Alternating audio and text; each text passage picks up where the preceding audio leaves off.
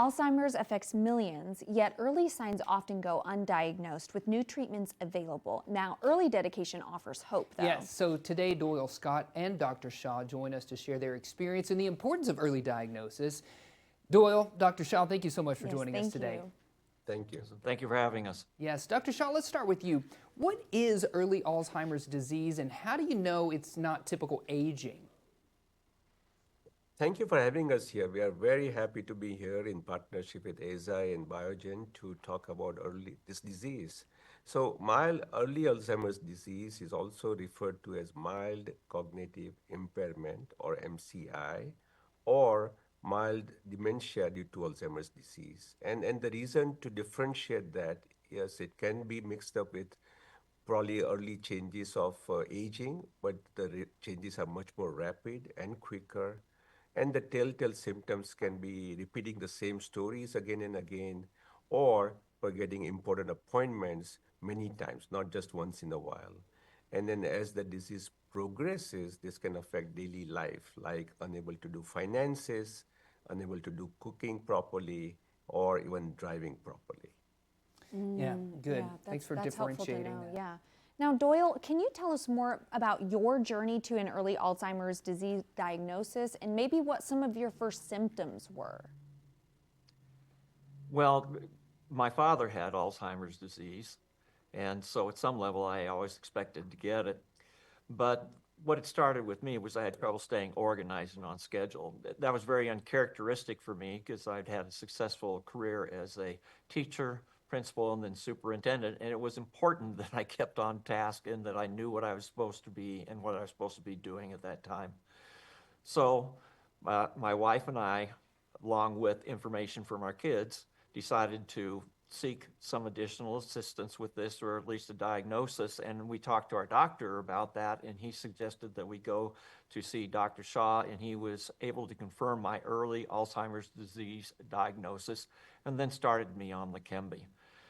I've been very lucky and very glad to be on Leqembi because it continues to allow me to enjoy doing the things that I enjoy doing, like spending time with my family and doing other things that I've done for years. Yeah, certainly. Well, thank you for Quality sharing of that. life. Dr. Shaw, let's talk about Leqembi and how that actually works.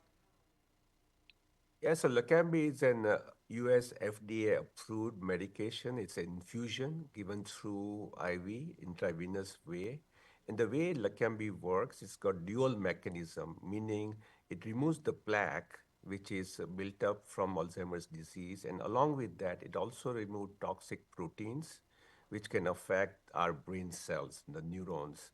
And by doing that, it not only removes the plaque, but also slows down the process of dementia.